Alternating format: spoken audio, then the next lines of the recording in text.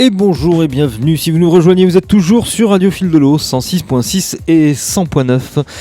Et aujourd'hui dans ce numéro de At Home, je suis avec Josette. Bonjour Kevin, bonjour tout le monde. C'est pas Victor, tous les Kevin. Pourquoi Victor ? On réécoutera le ralenti et t'as commencé à dire comme si t'allais dire Victor. T'as rêvé d'un Victor cette nuit, Josette ? N'importe quoi. Là, c'est lundi, c'est n'importe quoi. On écoutera, tu verras. D'accord, ok. Oui, ça va. Et toi, ça va ? Eh ben ça va, toujours confiné ? Ben, pas le choix, toujours pas. Oui, non, parce que tu nous as manqué vendredi dernier, tu n'étais point là. C'est gentil, mais il y avait Alesk, heureusement. Ouais, on a parlé de toi. Pour faire le duo, effectivement, radio avec toi. Et bah oui, ça risque de se reproduire, hein, parce que déjà j'ai des trucs à faire. J'ai cru que t'allais avoir mal à la tête encore. Alors ça risque de se reproduire, effectivement, parce que je suis en sevrage de morphine. Et pour ceux qui ont déjà pris de la morphine, c'est compliqué. Ça fait mal à la tête quand on arrête. Oui, c'est un des symptômes effectivement du sevrage. C'est que moi je me paye des super migraines. C'est pas de bol. Pas de bol. C'est comme ça. C'est comme ça. Bon, aujourd'hui, on va parler de plein de choses, comme tous les jours, que je retrouve mon pense-bête. Donc, on avait dit aujourd'hui, restez belle à la maison, hein, sois belle et confine-toi. On parle. Ça, c'est toi qui l'as dit. Oui, voilà. On parle également des Solidays, enfin du podcast que tu nous promets depuis la semaine dernière, en tongue au pied de l'Himalaya. Tu nous as choisi de la musique avec les Tobloïdes. On parle. Les Toybloïdes, également Édouard Baird, un petit mot de ce qui se passe à Lectoure, les enfants et le coronavirus aussi.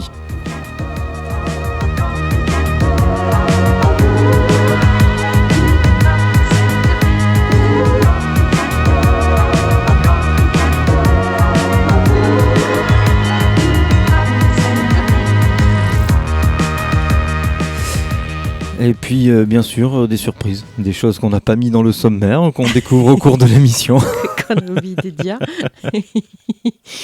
Allez, on va commencer par un de tes sujets de prédilection, de féminisme, avec ton émission, Josette Song, toutes les semaines sur Radio Fil de l'Eau, à 10h le samedi sur les deux fréquences, et puis à d'autres heures sur le 100.9. Le dimanche à 14h, le vendredi à 11h, et puis je sais plus, j'ai un trou, je crois que c'est le mardi à 16h ou le jeudi à 16h aussi. C'est possible. Parce que j'avais, à force de regarder les articles d'actualité sur le coronavirus, déjà un point positif, c'est qu'on s'aperçoit qu'on retombe assez régulièrement sur les mêmes informations. Alors avec des informations un peu mises à jour, mais on s'est rendu compte que au final on dit un peu toujours la même chose et il n'y a plus de grosses annonces de voilà, telle ville vous propose ça, telle ville vous propose le marché, telle ville vous propose une manière détournée pour garder vos enfants, pour aller faire vos courses. Finalement, tout ça est plutôt bien en place, là, au bout d'un mois. Oui, donc, c'est le point positif. C'est pas mal, effectivement. Il n'y a pas trop de casse non plus. Visiblement, ça a l'air de... En tout cas, chez nous, hein, je parle Occitanie et surtout du Gers. Effectivement, ça semble être... bien maîtrisé, tout ça, l'organisation effectivement, le nombre d'hospitalisations et de décès est plutôt, je dirais, nous on est quand même très très privilégiés par rapport effectivement à la pandémie, donc c'est pas mal. Et effectivement, ça va peut-être nous laisser plus de temps pour proposer des choses un peu plus ludiques. Ouais.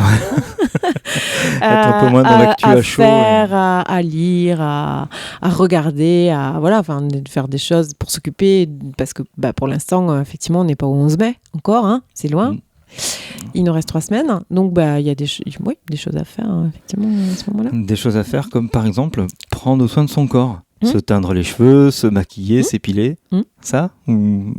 on fait comme on veut. Alors, je vais vous renvoyer justement tu parlais de Josette Songs, à ma dernière émission qui s'appelle Celle qui avait brûlé son soutif, où je parle effectivement du confinement avec plein de choses à l'intérieur, dont le no-bras. Le no-bras, c'est la politique de ne pas porter de soutien-gorge et de vivre simplement sans soutien-gorge. Et je fais référence aussi à toutes ces injonctions qu'on a effectivement dans cette société de parfois sois belle et tais-toi, de dire que tu aimes le maquillage, tu mets du maquillage, t'aimes pas le maquillage, t'en mets pas, t'aimes les jupes, t'en mets, tu mets les robes moulantes, tu mets les robes moulantes, tu préfères les jogging, tu mets du jogging, voilà, enfin sois toi-même et t'emmerdes pas avec les autres. Ouais, c'est un bon résumé de voilà. Après c'est vrai que ça me fait beaucoup rire de voir il y a des humoristes que j'aime bien, donc je leur pardonne ces petits. Il faut bien trouver des moyens de faire rire. Mais c'est sûr que de penser que l'esthéticienne va y aller à la tronçonneuse parce que les meufs, elles ont passé 2 mois confinées, non quoi. Non, comme j'expliquais, non. Il y a quand même des petites nénettes comme moi qui se débrouillent avec leur épilateur électrique, la cire ou la crème dépilatoire pour vivre leur vie, même en étant confinés. Ou on se coupe les cheveux seul, ou voilà. Là, là-bas, c'était un article des Rock sorti le 15, confinement et si on foutait la paix au corps des femmes. Parce que c'est vrai qu'on a vu ça pas mal depuis le début du confinement. Alors, effectivement, beaucoup de blagues, mais est-ce que c'est du sexisme ou pas, ça, ce genre de blagues? Je sais pas. Après, c'est comme on le reçoit dans sa figure, surtout. Après, il y a eu un double effet manivelle aussi. Les femmes rondes ou fortes qui disent que la grossophobie qui ressort de ce genre de propos, genre ta meuf, elle va être confinée 2 mois, elle va ressortir, ça va être un gros steak parce qu'elle aura bouffé 24/24, etc. Déjà, c'est pas respectueux par rapport aux femmes parce que tout le monde est dans la même situation, je pense, de plus savoir si on est lundi, mercredi ou dimanche, si c'est 7h du mat ou 19h, voilà, on fait l'apéro au petit déjeuner, etc. parce que on a perdu un petit peu le fil de l'aiguille à moudre le beurre. Et du coup, c'est attaquer une nouvelle fois l'esthétique de la femme en disant que les meufs elles vont en sortir déjà, elles vont être poilues, difformes, voilà. Les cheveux décolorés, donc, les cheveux qui ont poussé. Et voilà, moi je tenais à souligner qu'effectivement les femmes fortes et rondes là, elles se trouvent du coup à nouveau stigmatisées dans le. Alors sur le poids, même les mecs. Dans le truc, oui, non, mais bien sûr, général, mais là, tu parles de l'article qui parle des femmes, donc moi je rebondis sur les femmes, comme d'habitude. J'extrapolerai après si tu veux, mais là moi je réponds à ton article et où effectivement les femmes rondes et fortes disent que c'est à nouveau des attaques aussi contre le fait que leur corps il est comme ça, il est voluptueux, volumineux et que c'est leur corps et que c'est du coup c'est une double moquerie, quoi. C'est une moquerie envers les femmes en disant qu'elles vont devenir énormes parce qu'elles vont bouffer n'importe comment. Et c'est une moquerie sur le corps de ces femmes-là qui sont naturellement déjà très enrobées. Et c'est pas agréable à entendre, quoi. C'est tout. Donc un article des Inrocks qui fait un peu le tour de la même manière, qui partage beaucoup de témoignages également, qui partage aussi un lien dont on vous avait peut-être parlé, je sais pas, on en a parlé entre nous sur un compte Insta qui s'appelle Abou Evi, Abou Tevi, je sais plus. Non, mais pas Abou. Il me semblait que c'était Abou Devi, alors c'est plutôt About Evi, je sais pas. Et donc avec une petite BD qui parle du rôle des femmes, qui dit que le rôle des femmes n'est pas de rester belle durant le confinement. Donc c'est une femme qui donne son ras-le-bol entourée dans un gros plaid. Donc on l'a, il me semble déjà évoqué. Donc je vous mettrai ce lien là parce que c'est assez drôle. Le compte, je vous mettrai vous l'aurez en lien du coup également. Et puis un article donc de la RTBF qui parle après la charge mentale, qui parle de charge esthétique. par rapport à toutes ces histoires et à tout ce qu'on a pu voir de photos désagréables pour les femmes, en fait, qui les renvoient oui, encore une fois à leur corps. Oui, après moi je renverrai sur ce que tu as partagé aussi avec nous dans @home sur les Instagrammeuses qui se refaçadent complètement le corps, le visage, etc. Parce que effectivement on le sait, c'est en train de se transformer un petit peu parce qu'effectivement on a des mannequins maintenant qui ressemblent quand même beaucoup plus à la française standard, moyenne, on va dire, avec des hanches, des fesses, de la cellulite, qui font pas du 32 par exemple. De même que quand tu fais du 32, tu fais du 32, quand tu fais du 50, tu fais du 50.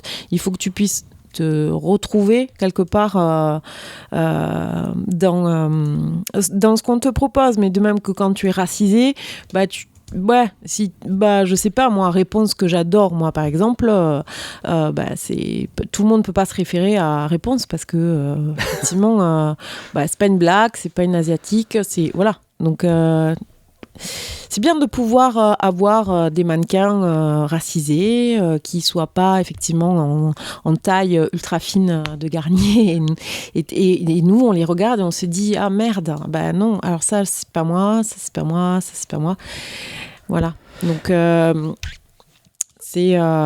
sais pas. C'est compliqué. Moi, je trouve que c'est compliqué, effectivement. Mais après, ton avis de garçon aussi, c'est que c'est compliqué d'être un homme et de... Oui, forcément. Mais c'est vrai qu'on a la vision est pas forcément la même pour un homme, mais on a aussi en tant que mec, moi je suis barbu, donc je me taille la barbe et je fais quand même attention et voilà, mais le poids de tout ça est pas forcément le même. Non, je pense. Ouais. Non, je pense pas.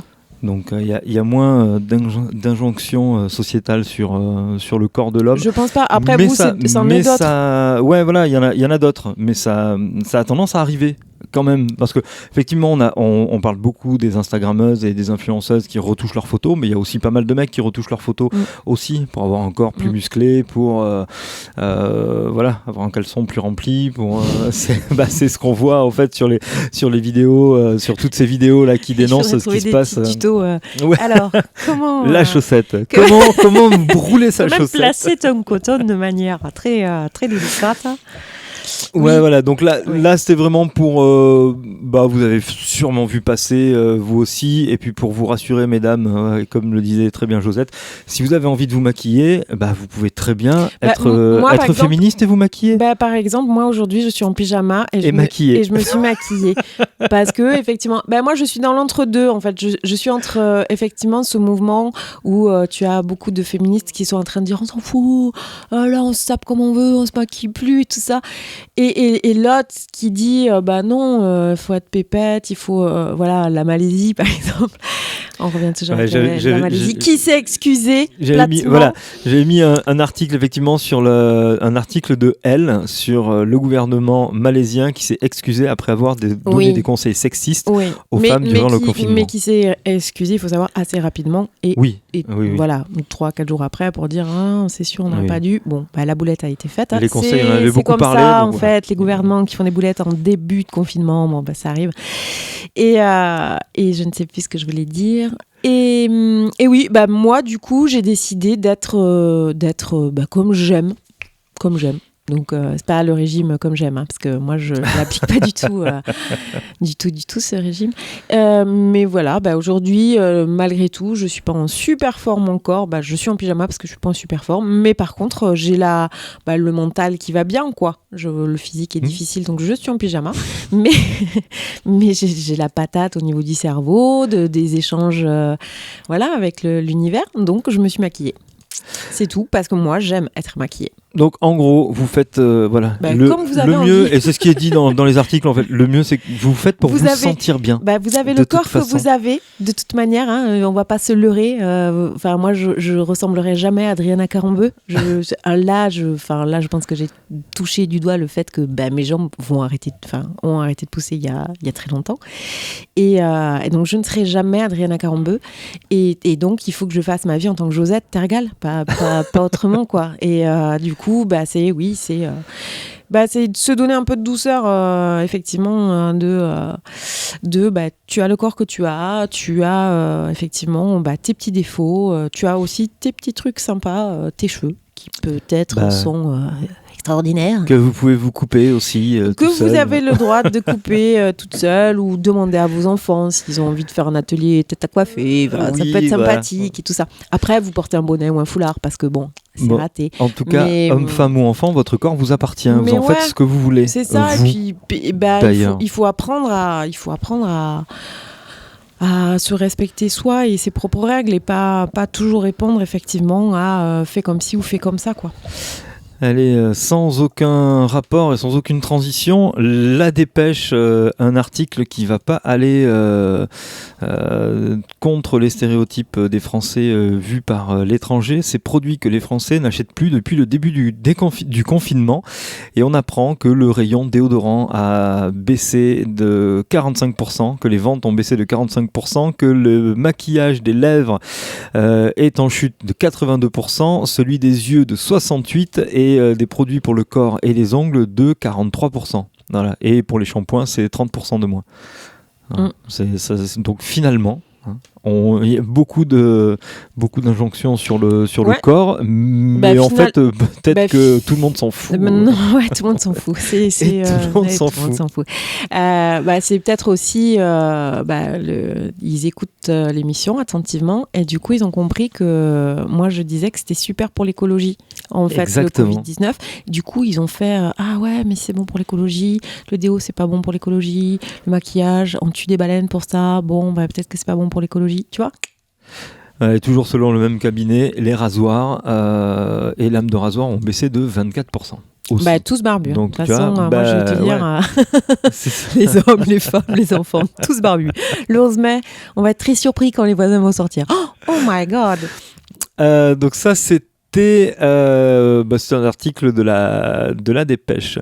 Je voulais vous faire écouter une petite vidéo de l'Insta de Édouard Baird qui m'a été partagée par Kathleen la semaine dernière, que j'embrasse. Kathleen, si vous écoutez Radio Fil de l'eau. Et je trouve que merci depuis parce longtemps. Que sacrée participation, je trouve, depuis le départ.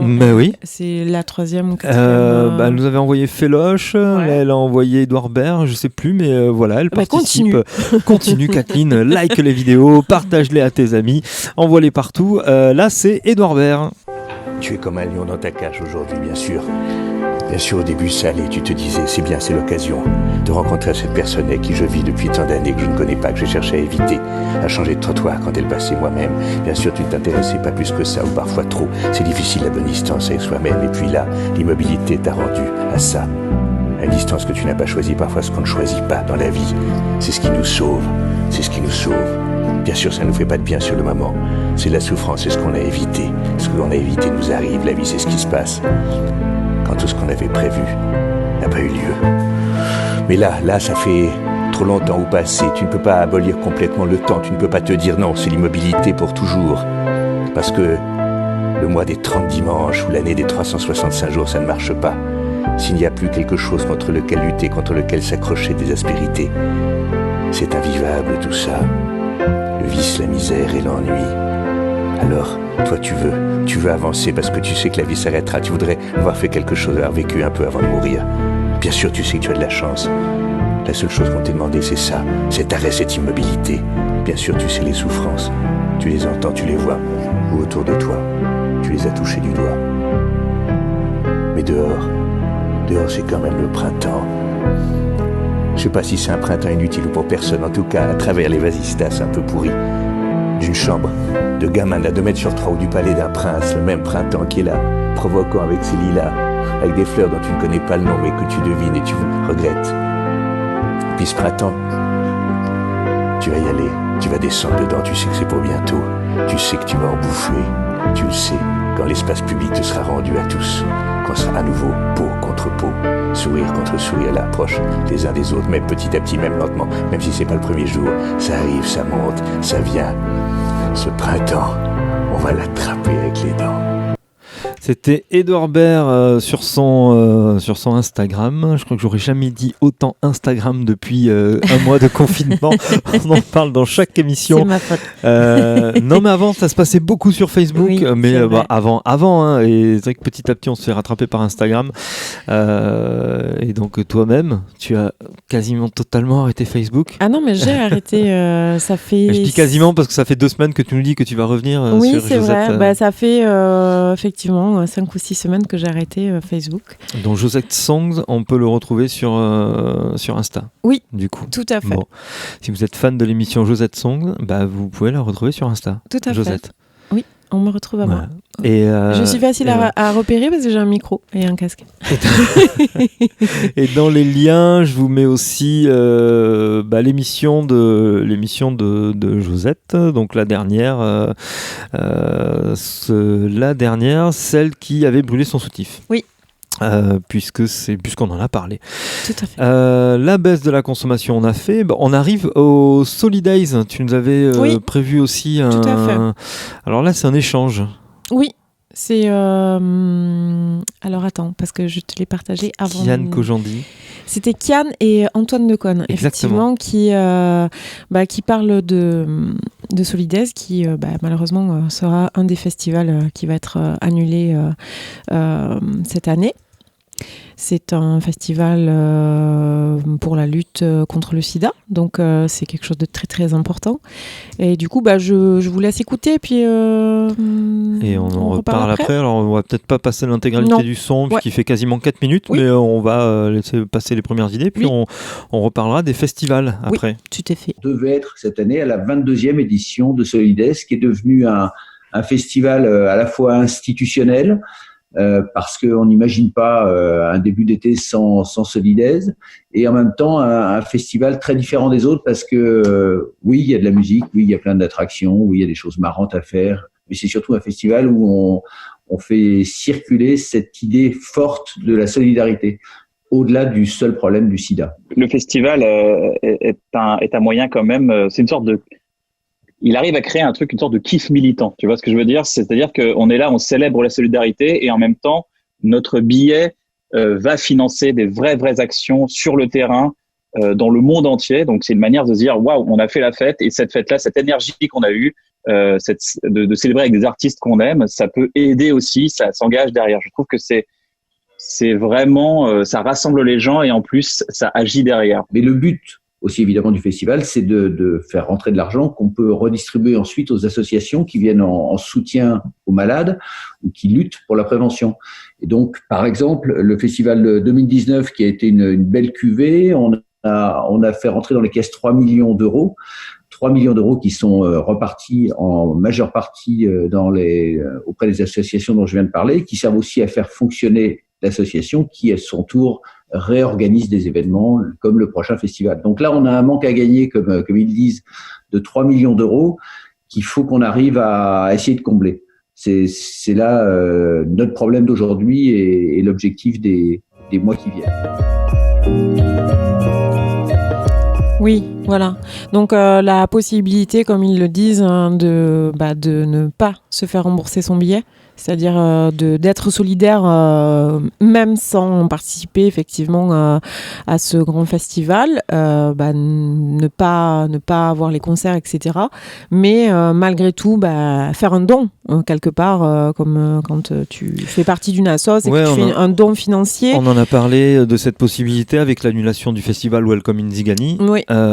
Effectivement. De soutenir quelque part effectivement la cause. Donc là, Solidays, et comme il l'explique très bien Antoine, c'est soit les associations effectivement qui s'occupent d'accueillir les malades, les familles, etc. Les malades directement.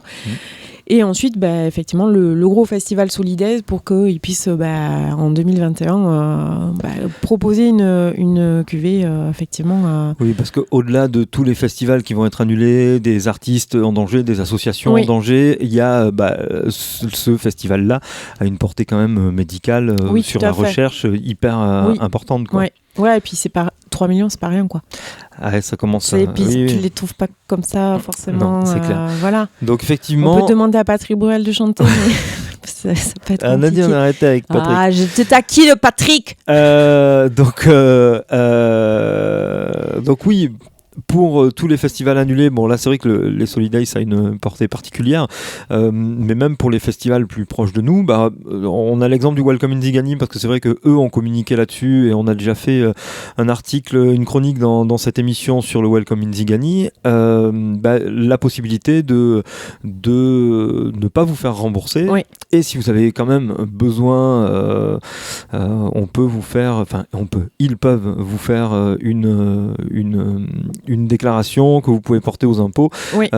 Pour défiscaliser, puisque ça passe non pas en achat de place, mais en don. Du coup, puisque c'est un don que vous faites. Alors, à 30 € la place, 70%, ça va pas chercher très très loin. Oui, mais bon. Mais bon, si vous payez les impôts, c'est 20 € d'impôts de moins que vous paierez. Voilà. Et eux, ça leur permet effectivement de ne pas passer sous l'eau, quoi. C'est ce qui va être le plus compliqué, donc ça on verra pareil une fois que tout sera terminé, l'analyse à la fin de la saison de qu'est-ce qui a pu se tenir, qu'est-ce qui n'a pas pu se faire et comment les assurances auront marché pour ce genre de festival.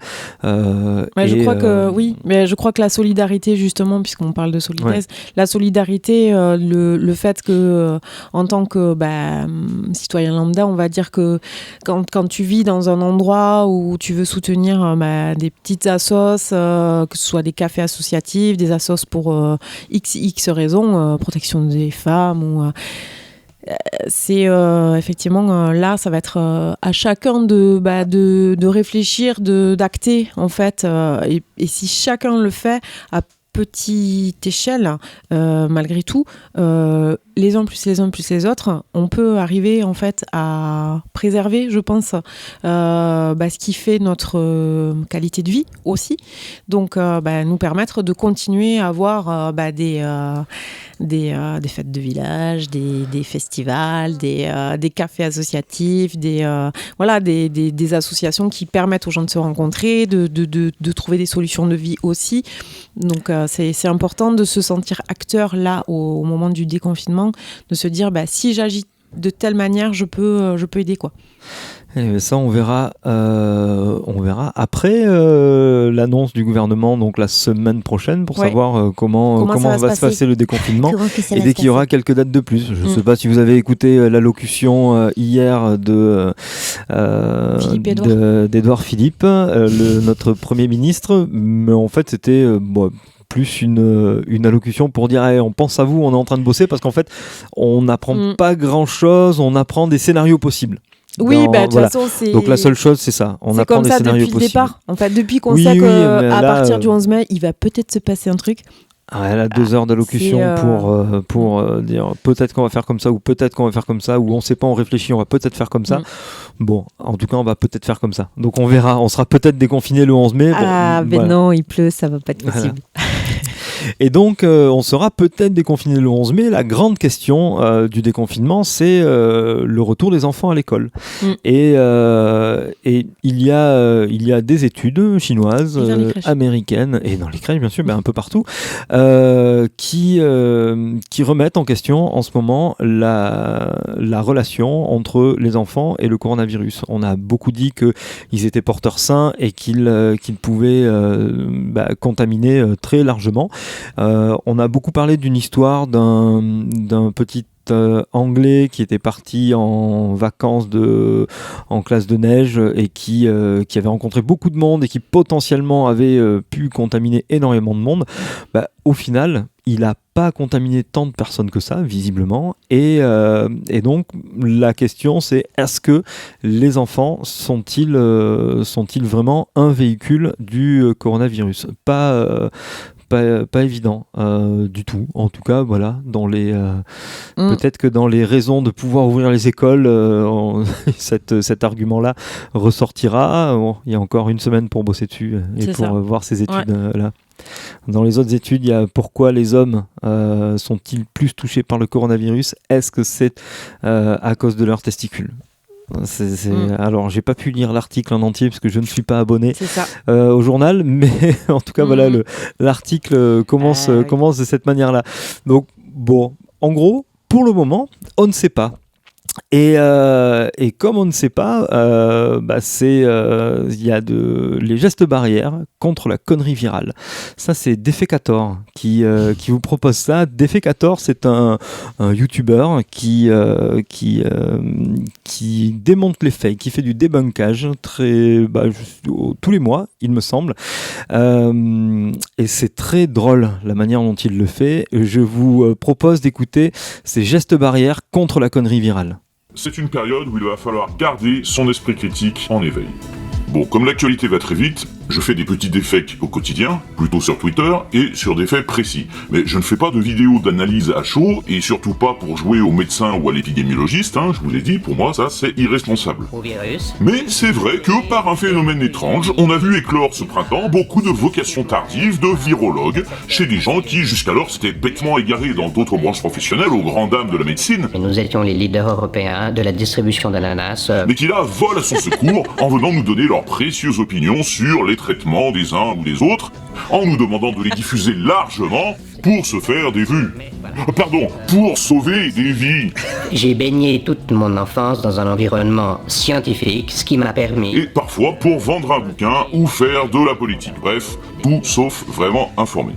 Allez, soyons sérieux, la santé publique, c'est pas les jeux du cirque. Donc, moi je ferai comme pour l'incendie de Rouen, quand la crise sera terminée, on analysera tout ça à froid, en prenant le temps, et il y aura beaucoup d'enseignements à en tirer, vous s'en faites pas, c'est à la fin du bal qu'on paye les musiciens. Et on en a vu défiler pas mal pour nous jouer du pipeau. Donc ce à quoi moi je peux être utile pendant la crise, c'est juste à vous donner des outils pratiques pour survivre dans cette désinformation. Donc ces gestes barrières, c'est pas compliqué. En 1, je ne sais pas, je ferme ma bouche. En 2, je ne peux pas le vérifier, mais je ne le partage pas. Et en 3, je vois répondre n'importe quoi, je réagis. Et voilà tout. Basique, simple. Voilà, donc Defecator. Basique. Ouais, simple, basique. On aurait pu enchaîner sur Orelsan. Donc, effectivement, comme on vous le dit, nous, à chaque émission, oui, si vous ne savez pas, vous ne partagez pas. Non, mais vous allez vous renseigner. Si vous êtes interloqué par un article, nous, ce qu'on fait, c'est qu'on lit beaucoup d'articles sur le même sujet. Là, l'article sur le Sud-Ouest, sur les enfants qui transmettraient peu le coronavirus, on vous en parle parce qu'en fait on a lu plusieurs articles. Attention à vos sources pas aussi. forcément quand tous les deux. Oui, Closer, voilà. Gala. Bien entendu. Voilà. Là c'est Sud-Ouest, une information qui a été aussi donnée par Libération, par Le Figaro. Alors ça veut pas dire que quand tous ces journaux sérieux, dits sérieux, vous proposent ce genre d'information qu'elle est forcément vraie. On sait aussi que l'emballement médiatique parfois fait que on raconte aussi tout et n'importe quoi. On en a déjà parlé et je vous renvoie sur l'émission Laissez passer de Radio Film de l'eau dans laquelle qui avait été réalisée réalisée par moi, animée par Laurent Guillaume et préparée avec Thierry Flamand qui était un ancien reporter pour Envoyé spécial. Et c'est bien dit dans cette émission-là plusieurs fois que en fait une information plus un démenti, ça fait deux informations. Et souvent, et encore plus aujourd'hui, avec la guerre de l'info, l'emballement médiatique fait qu'on va dire tout et n'importe quoi très rapidement, quitte à se démentir quelques heures après parfois, mais il faut alimenter l'info, et quand il y a une info, il faut la donner. Alors nous, on n'est pas du tout dans ce truc-là, on n'est pas déjà équipé à Radio Film de l'eau pour pouvoir vous proposer de l'info en flux tendu comme ça, c'est pas forcément ce qu'on fait non plus. Par contre, on vous le dit, faites attention à ce que vous lisez, et croisez vos sources, et s'il y a quelque chose vraiment qui vous choque et que vous avez envie de partager en disant mais c'est pas normal, croisez d'abord vos infos, allez voir sur d'autres sites, vérifiez le sérieux du site sur lequel vous avez vu cette info, et puis surtout n'allez pas chercher des sites qui vont vous donner raison, cherchez des sites qui vont vous donner tort. Je pense que c'est une des meilleures infos qu'on peut vous donner. Si le site vous donne tort de manière à vous faire revenir un peu en arrière, peut-être que ça vaut pas le coup de partager. Je vous mets bien entendu le lien de cette vidéo de Defecator parce ça dure un petit quart d'heure. Il développe après ces trois idées, et notamment l'idée de réagir. Que je trouve assez intéressante, où il dit systématiquement, quand vous voyez quelque chose qui ressemble à du complot, qui ressemble à n'importe quoi, intervenez. Juste pour, pas forcément pour mettre en doute la personne qui a fait cette vidéo ou qui a fait ce post, mais pour mettre en garde peut-être ceux qui passent par là et qui ont quand même de sérieux doutes, et juste pour leur montrer qu'en fait c'est pas les seuls à se avoir poser des la doutes. question. Voilà. Donc là, c'était Defacator. Je vous mets bien entendu le lien, comme je vous l'ai dit. Peut-être qu'on fait une pause musicale ? Oui. C'est le moment ? Oui. Je t'écoute, c'est toi qui l'as choisi. D'accord. Donc moi j'ai découvert 2 super nanas avec un batteur. C'est les Toy Bloid. C'est des rockeuses, donc elles sont rigolotes, je trouve, parce que elles disent il n'y a pas que les garçons qui peuvent faire du bruit en montant sur scène, et du coup moi j'ai écouté plusieurs titres et j'ai regardé leurs clips, bien entendu, donc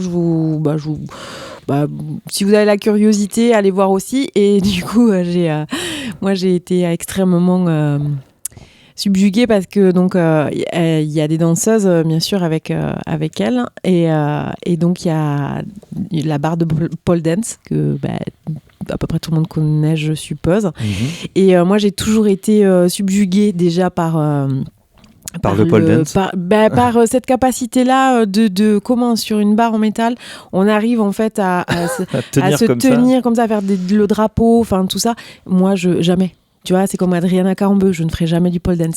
Mon corps ne pourra jamais faire ce genre de choses. Mais tu ne sais pas. Non, c'est sûr. J'ai rencontré l'école de pole dance de l'île Jourdain qui disent mais tout le monde peut en faire. Et du coup, moi j'ai trouvé ça très drôle, parce que effectivement, c'est pas je crois pas dans le lien que je vous ai mis, qu'on va écouter effectivement le clip, mais ça m'a beaucoup fait rire, parce qu'effectivement les chanteuses font du pole dance sans savoir faire du pole dance, et après il y a la danseuse de pole dance qui effectivement te fait le drapeau comme ça, trop fastoche, et j'aime beaucoup ce son, j'aime beaucoup cette énergie qu'elle dégage, et voilà, donc je voulais partager ça avec vous. Si vous aimez le rock, si vous aimez les meufs un peu déjantées, Toy Bloid, c'est chouette. Et pour le coup il y a du maquillage là. Et pour le coup il y a du maquillage. Here we are, ready on stage, the lights are red, burning the place out of the cage. We're hot as hell, are you okay? Prepare yourself. Ooh, ooh, ooh. Do you wanna rock and roll? Every night we try our best to make you dance, to get to honor you.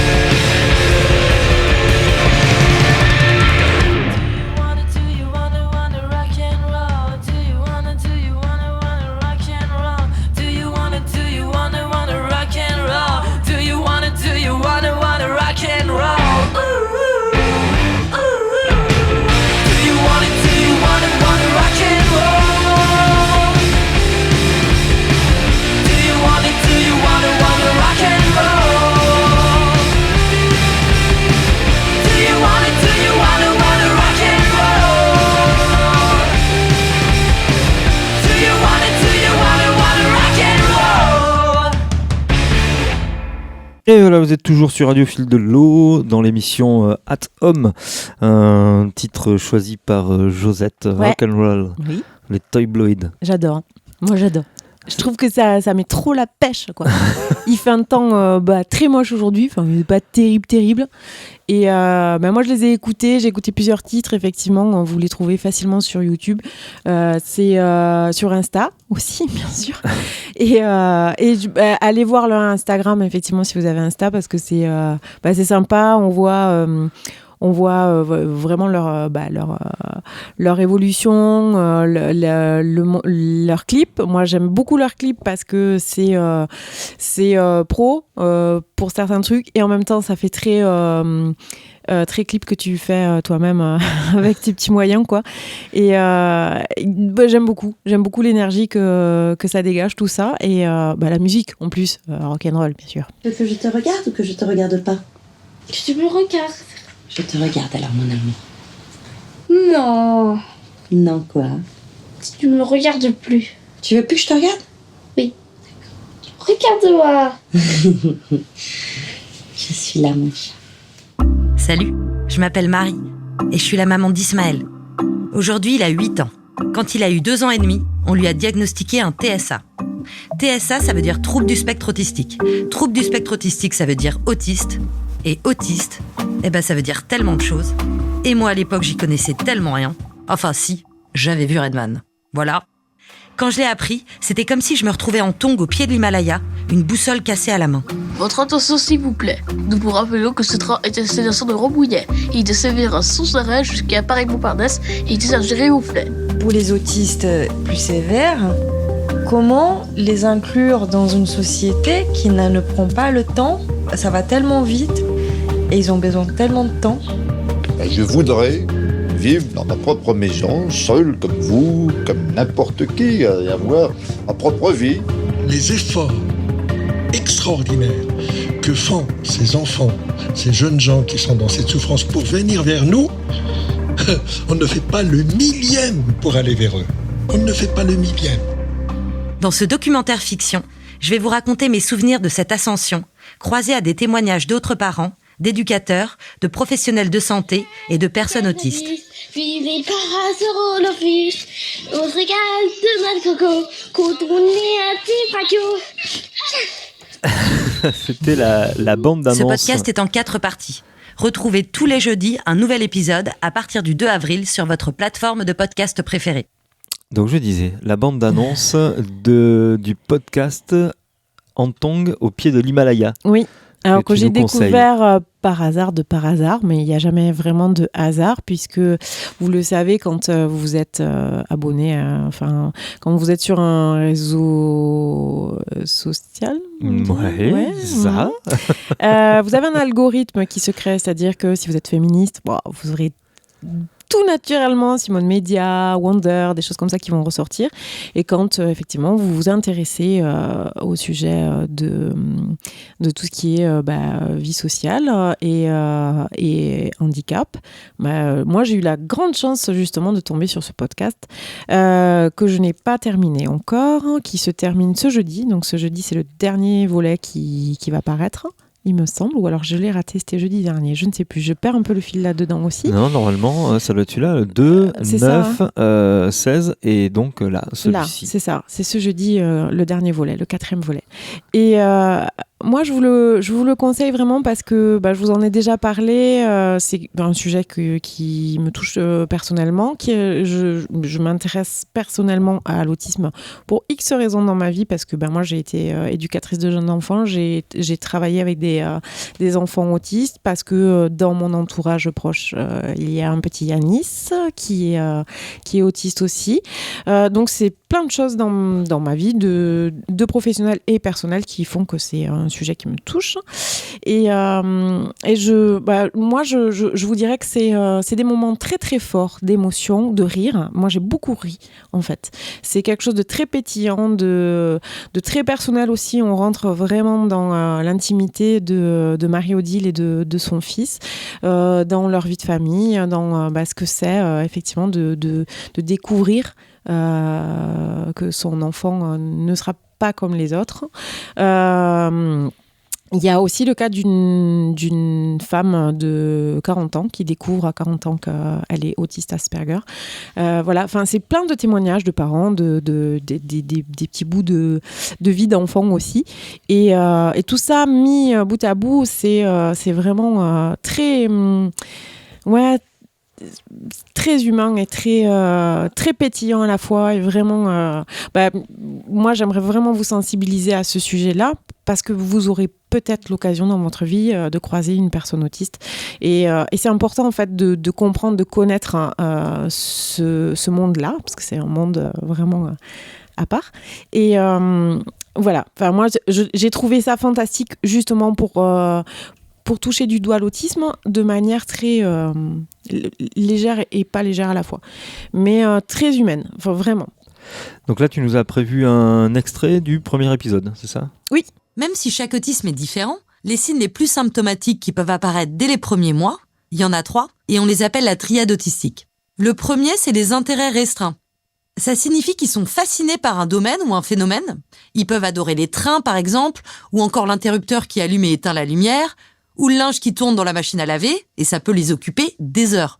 J'en discutais avec Fouzia et son mari Stéphane. Ils ont 2 fils, et le deuxième, Adam, qui a 13 ans aujourd'hui, a un trouble autistique. Alors Adam, lui, tout de suite, il a aimé les chiffres, les lettres. Voilà, il adorait ça. Il adorait compter, les langues, tout ce qui est sonore. Par exemple, à 4 ans, il a commencé, il s'est assis à côté de moi, il m'a compté jusqu'à 10 en espagnol et j'ai rien compris. Je me dis, mais il a appris ça où ? Il m'a compté en anglais.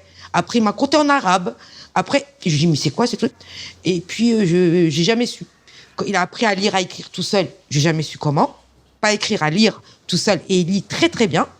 Il écrit sans faute d'orthographe en bâton. C'était son intérêt. Attention, il adorait ça. Et une fois, il m'a dit, maman, je veux un sandwich quand il était plus grand.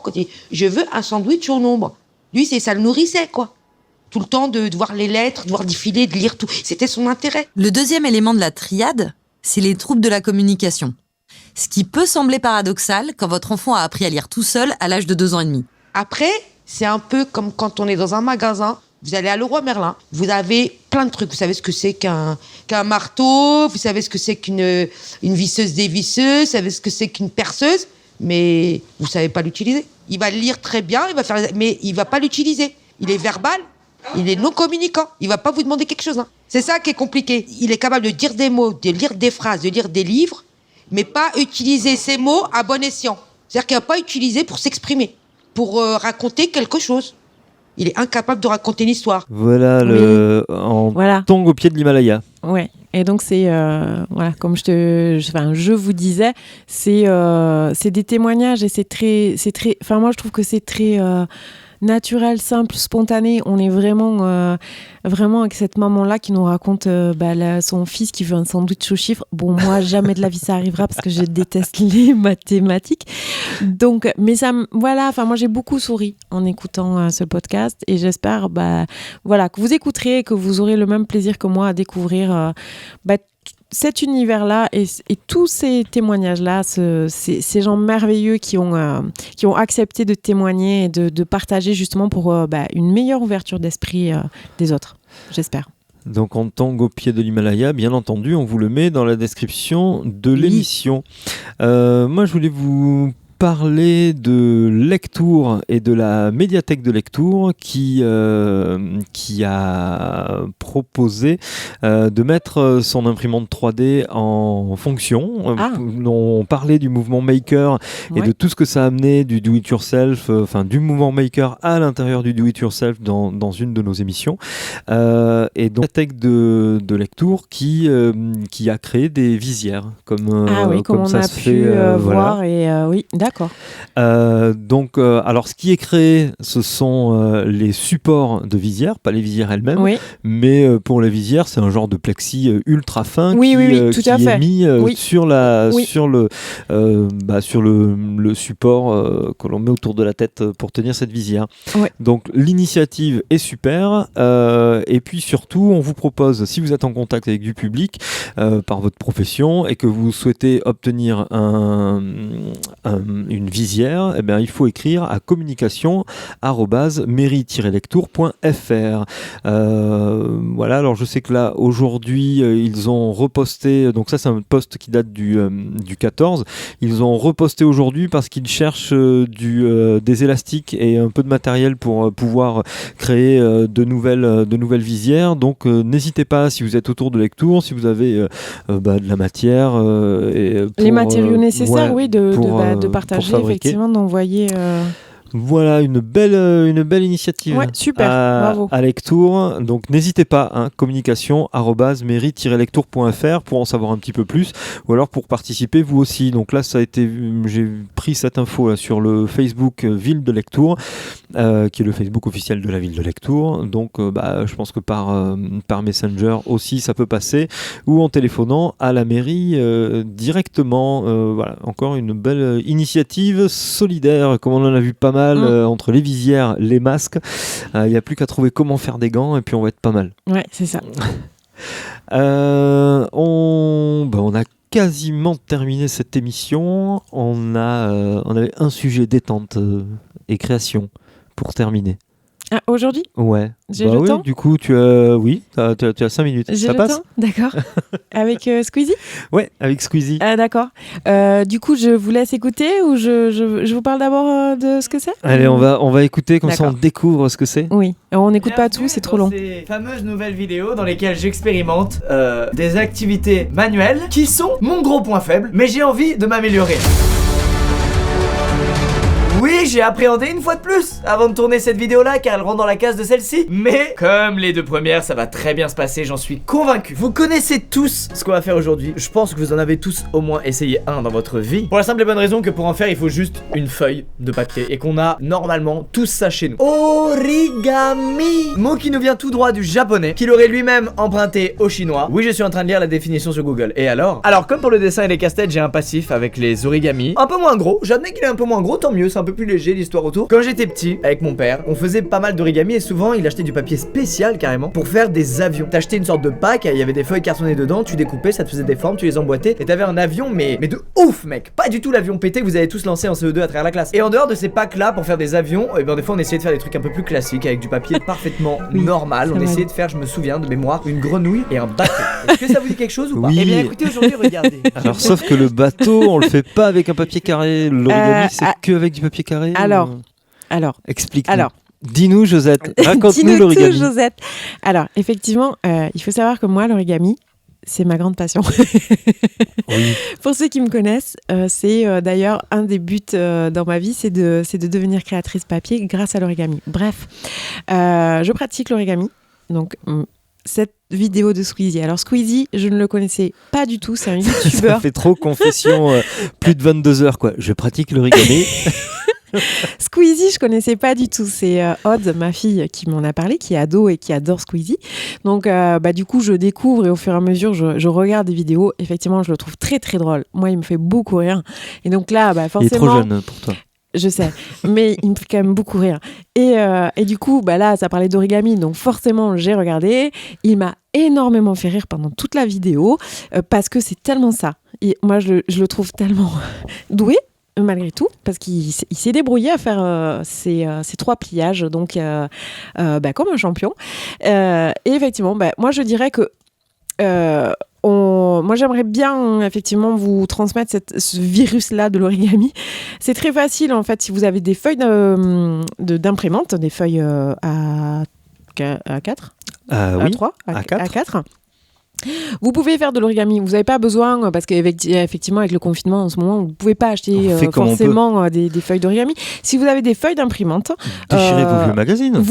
Ou vos feuilles de magazine, effectivement, tout support papier peut être... vous pouvez avec du papier toilette aussi, mais bon, en ce moment, pas trop. Mais des vieux cahiers, voilà. Vous pouvez vraiment... du journal, du papier journal, des vieux livres. Si vous avez des vieux livres, moi, actuellement, je suis en train de travailler sur du papier livre. Le tout, c'est de former un carré. Donc, carré de... à 10, moi j'irais 15 sur 15 au départ parce que c'est assez gros et ça vous permet quand même d'avoir une facilité de travail. Du 20 sur 20 ou du 15 sur 15, c'est quand même mieux, surtout avec les enfants. Et donc, faites, si vous prenez le lien, regardez ce que fait Squeezie. Il le fait de manière très drôle et très lente, donc vous pouvez effectivement faire avec lui. Il y a plein de tutos sur YouTube, partout, vraiment sur Pinterest. Vous allez trouver foultitude de petites choses à faire. Et vraiment, il vous faut juste un carré de papier, donc c'est vraiment très accessible à tout le monde. Et c'est très chouette, c'est très ludique, c'est très drôle à faire en famille aussi, donc c'est cool. Et ça peut décorer. Ça demande pas tant de concentration ça, puisque Josette arrive très bien à faire de l'origami pendant l'émission. Oui, alors il faut savoir que Josette, elle fait de l'origami quand même depuis une dizaine d'années. Donc forcément, moi, je fais de l'origami les yeux fermés. Donc forcément. Mais c'est très chouette. Et voilà, moi, il m'a beaucoup fait rire et je me suis dit que c'était l'occasion de vous parler de l'origami et effectivement, ça peut être sympa comme petite activité manuelle à faire pendant ce temps de confinement sans vraiment grand-chose. Vous avez effectivement un vieux magazine, un vieux livre, une règle, un crayon, une paire de ciseaux, bim, vous pouvez faire de l'origami. Et effectivement, le bateau, ça se fait avec un rectangle. Ça ne se fait pas avec un carré. C'est la subtilité. Et du coup, effectivement, pour les puristes origamistes, non, effectivement. On le fait avec un rectangle. Donc, c'est un pliage sans découpage, sauf que si, parce qu'au départ, Tu conseillerais de commencer par quoi pour... comme pliage ? Ouais, comme pliage pour débuter l'origami en fait. Moi je dirais, j'ai vu passer le papillon d'Anaïs et Elfie, enfin les papillons d'Anaïs et Elfie, de la famille. Donc je dirais le papillon, c'est très chouette. Moi j'avais bien aimé, c'est un des premiers pliages que j'avais fait, le papillon. C'est accessible pour des enfants de 7-8 ans, quoi. Donc pour dire à peu près l'âge d'Anaïs. Donc c'est bien. C'est bien. Quel est ton pliage préféré ? La grue. La grue, c'est pareil, ceux qui me connaissent le savent. Je suis le Zambazuru qui est donc la légende des 1000 grues. Moi, j'en ai fait 2. Donc, j'ai déjà 2000 grues à mon actif. Minimum. Plus toutes les autres. Donc, je pense que là, dans ma vie, je suis entre 4000 et 5000 grues pliées. Effectivement. Alors, ce que je te propose, si tu veux, c'est je te filme pendant que tu fais une grue et comme ça, je le mets en vidéo durant tout le podcast, en fait. Voilà, un pliage de grue comme ça. Si tu veux.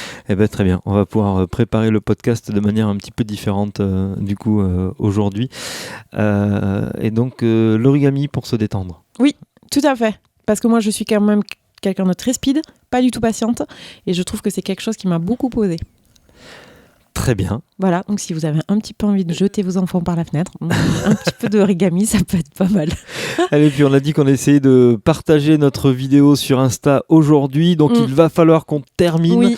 Il nous reste à peine 2 minutes et on se quitte avec Guy Edré. Le dernier titre de Guy Edré, je crois qu'on vous les a tous partagés du coup dans cette émission. On est fan de Guy Edré, on l'assume totalement, et de Pierre-Emmanuel Barré, vers qui on vous renvoie aussi, puisque vous voyez Guy Edré dans les vidéos de Pierre-Emmanuel Barré, parce qu'apparemment ils sont confinés ensemble. Apparemment, il lui arrive des trucs à elle, des tirs de fusil dans la jambe, elle meurt plus. Oui, elle a beaucoup d'humour. Extraordinaire. Oui. Elle se fait vraiment moi je dis c'est un second rôle qui mérite un Oscar par contre, parce que on pourra en reparler au moment des Oscars du coronavirus. C'est ça, ouais. Les Oscars du confinement. Ouais. Merci beaucoup Josette. On se quitte avec quelques secondes de Guy Edré. Prenez bien soin de vous et à demain. À demain.